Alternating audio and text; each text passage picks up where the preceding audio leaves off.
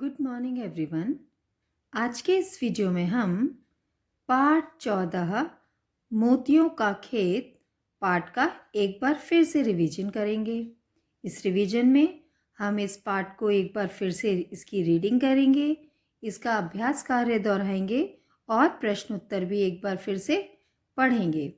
सभी बच्चे स्निग्धा हिंदी पाठमाला अपनी टेबल पर निकालें और मेरे साथ यह अभ्यास कार्य पूरा करें। इस वीडियो के साथ जो असाइनमेंट आपको भेजा जाएगा उसे आपको अपनी हिंदी रिवीजन कॉपी में बहुत ही अच्छी और साफ हैंडराइटिंग में लिखना है। पाठ 14 मोतियों का खेत। एक दिन अकबर के हरम में अरे यहाँ तो जहाँपनाह का मनपसंद फूलदान था। जब अकबर दरबार से लौट आए, मैं जहाँपनाह को यह बात अभी नहीं बताऊंगी, वे बहुत नाराज हो जाएंगे। लगता है यहाँ से कुछ गायब है। हाँ, ध्यान आया, मेरा मनपसंद फूलदान जो चीनी मुसाफिर ने मुझे दिया था, वह कहाँ है? ओह, नौकर उसे साफ करने ले गया है। बाद में, अब चूंकि वे आराम कर चुके हैं और तरोताज़ा हैं, मैं उन्हें सच्ची बात बता देती हूँ। मुझसे एक गलती हो गई। मेरे हाथों आपका मनपसंद फूलदान टूट गया। लेकिन तुमने तो कहा था कि उसे नौकर ले गया है। मैं आपको पहले बताने से डर रही थी, तो तुमने झूठ कहा। सम्राट अकबर की बेगम होकर तुम झूठ कैसे बोल सकती थी? पर वह तो दुर्घटना थी। फूलदान तोड़ने के जुर्म में मैं तुम्हें माफ़ करता हूँ, पर मैं तुम्हारा झूठ माफ़ नहीं कर सकता। तुम्हें फौरन यह महल छोड़कर जाना होगा। जाना होगा? बेगम के लाख मिन्नतें करने पर भी अकबर अपने निर्णय पर अटल रहे। काश बीरबल शहर में होते तो ज़रूर कोई रास्ता निकालते। खबर आग की तरह फैल गई। बेगम जा रही हैं। जहाँपनाह ने कहा कि वे झूठे लोगों को बर्दाश्त नहीं कर सकते। अगले दिन दरबार में मैं एक महत्वपूर्ण बात पूछना चाहता हूँ। क्या तुमने कभी झूठ कहा है? बेगम की दशा से वाकिफ सभी दरबारियों ने एक साथ जवाब दिया, नहीं, कभी नहीं, कभी भी नहीं हुजूर। तभी बीरबल ने प्रवेश किया। बीरबल, तुमने कभी झूठ बोला है? बीरबल ने कहा, शायद। क्या मतलब? क्या तुम ईमानदार आदमी नहीं हो?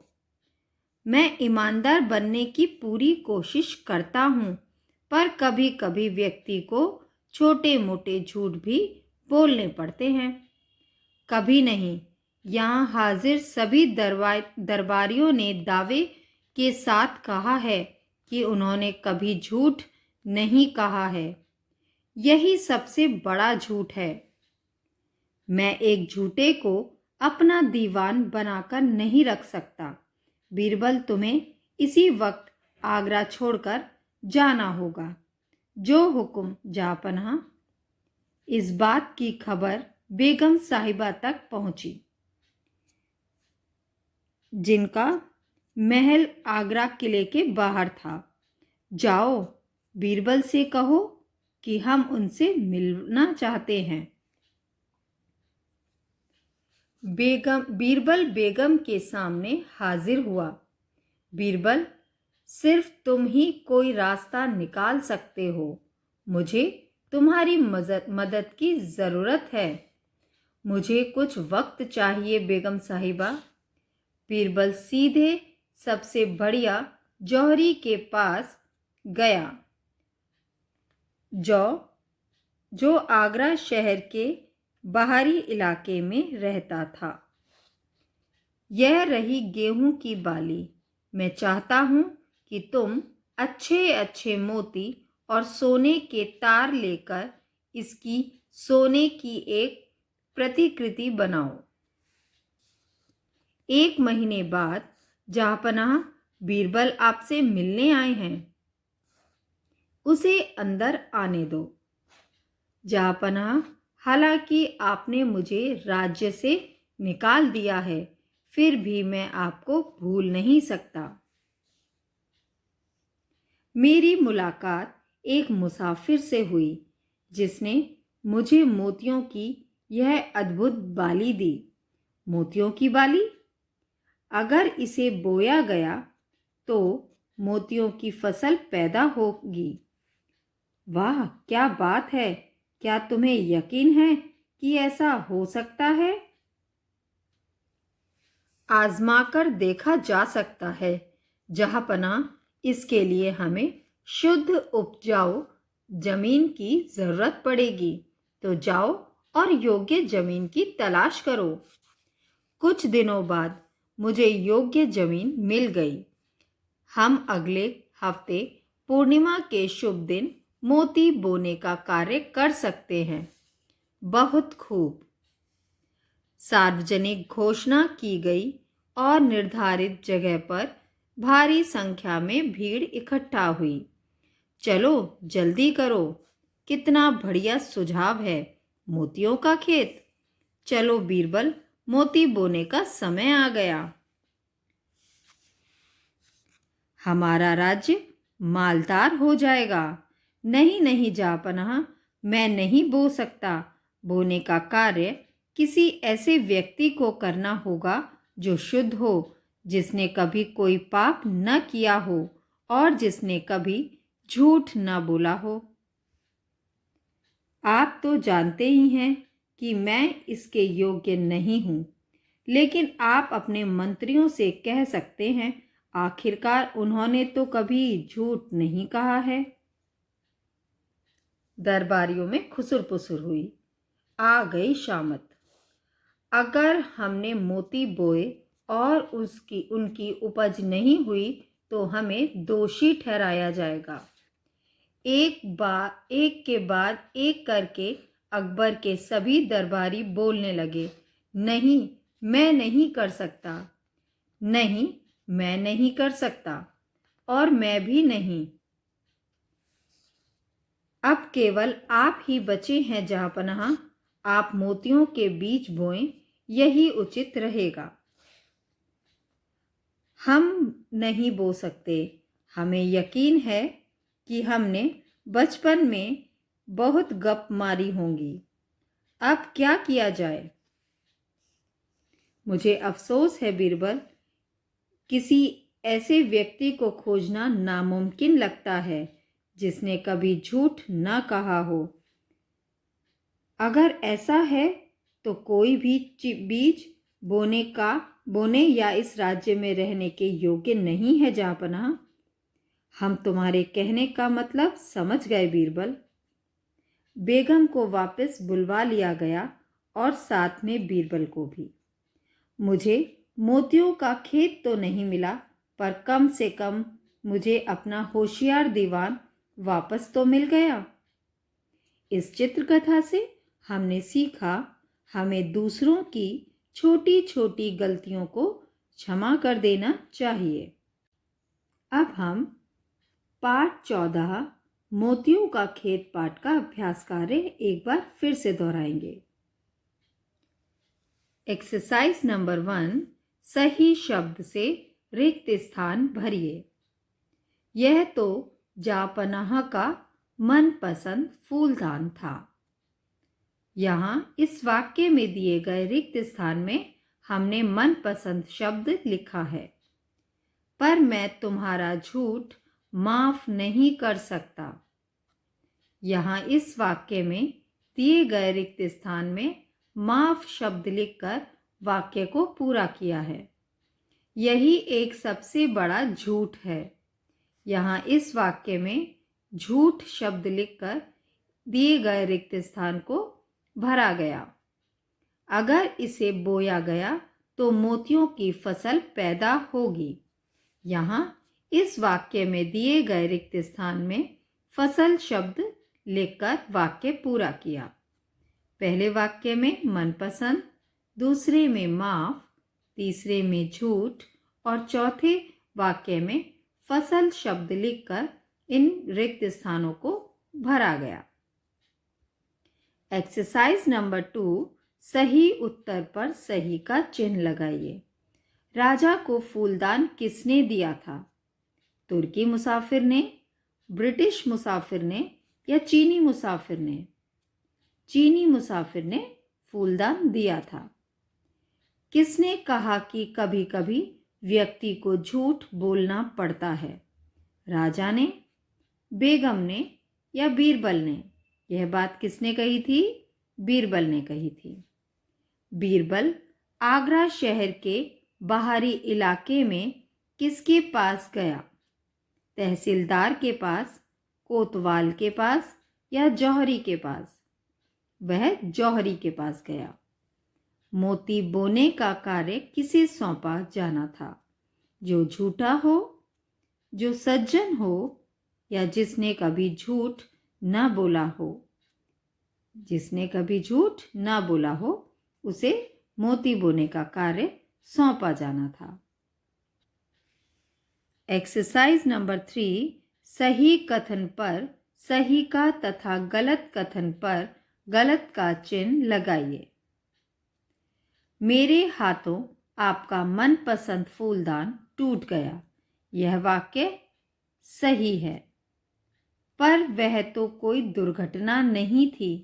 यह वाक्य गलत है क्योंकि वह फूलदान जानबूझकर नहीं तोड़ा गया था, वो गलती से टूट गया था।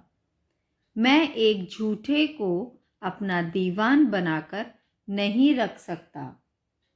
यह वाक्य सही है। अगर इसे बोया गया तो चने की फसल पैदा होगी। क्या चने की फसल पैदा होनी थी? मोती की फसल थी? मोती की फसल थी, तो यह वाक्य गलत है। बच्चों, अभी तक हमने पाठ 14 मोतियों का खेत पाठ का अभ्यास कार्य दोहराया और इसकी रीडिंग भी एक बार की। अब हम इसके प्रश्न उत्तर एक बार फिर से पढ़ेंगे।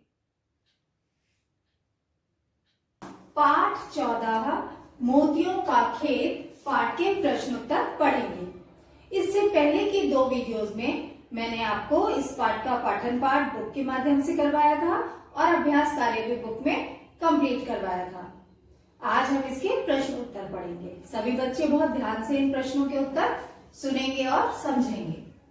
प्रश्न 1, राजा ने बीरबल से क्या पूछा? राजा ने बीरबल से क्या पूछा था जब बीरबल उनके दरबार में आए थे? राजा ने बीरबल से पूछा, क्या तुमने कभी झूठ बोला है? क्योंकि उन्होंने अपनी बेगम को झूठ बोलने के लिए उन्हें महल से निकाल दिया था और वह ये जानना चाहते थे क्या बीरबल ने कभी कोई झूठ बोला है या नहीं। तो उन्होंने क्या पूछा था? उन्होंने पूछा था, क्या तुमने कभी कोई झूठ बोला है? बेगम ने बीरबल से क्या कहा? जब बेगम को बादशाह ने जब अपने महल से निकाल दिया था तो उन्होंने बीरबल के आने पर बीरबल से क्या कहा था? उन्होंने कहा था, बेगम ने बीरबल से कहा कि मुझे तुम्हारी मदद चाहिए क्योंकि अब तुम ही कोई रास्ता निकाल सकते हो। क्योंकि बीरबल बहुत बुद्धिमान थे और वे किसी भी समस्या का हल बड़ी ही आसानी से निकाल लेते थे और बेगम को समझ नहीं आ रहा था कि वे अपनी गलती के लिए किस प्रकार बादशाह अकबर से क्षमा मांगे और बादशाह उन्हें माफ कर दे। तो उन्होंने बीरबल से मदद मांगी थी। उपजाऊ जमीन की तलाश क्यों की जा रही थी? उपजाऊ जमीन क्यों ढूंढी जा रही थी? उपजाऊ जमीन की तलाश मोतियों की खेती के लिए की जा रही थी। मोतियों की खेती के लिए उपजाऊ जमीन की तलाश की जा रही थी। हमने इस पाठ के पाठन के समय हमने ये पढ़ा था कि बीरबल कुछ दाने लेकर आए थे और उन्होंने कहा था कि अगर यदि इन्हें खेत में उपजाऊ जमीन में बो दिया जाए तो मोतियों की खेती होगी। और अकबर इस बात से सहमत थे और बहुत खुश थे कि मोतियों की खेती होगी तो वे बहुत ही धनवान हो जाएंगे, उनका राज्य बहुत ही धनवान हो जाएगा। प्रश्न 4, एक दिन बेगम के हाथ से गिरकर क्या टूट गया? एक दिन बेगम के हाथ से क्या गिरकर टूट गया? एक दिन बेगम के हाथ से गिरकर राजा का मनपसंद गुलदस्ता गिर गया था। क्या गिर गया था? राजा का मनपसंद गुलदस्ता गिर गया था, जो कि उन्हें एक चीनी मुसाफिर ने भेंट स्वरूप दिया था और वो राजा को बहुत पसंद था। और बेगम को उस गुलदस्ते को तोड़ने के कारण झूठ बोलना पड़ा, टूट जाने के कारण, और जिस वजह से जहांपना अकबर ने उन्हें अपने महल से चले जाने के लिए कह दिया था। इस पाठ से हमें क्या शिक्षा मिलती है? हमने जो यह पाठ पढ़ा मोतियों का खेत, इससे हमें क्या शिक्षा मिली?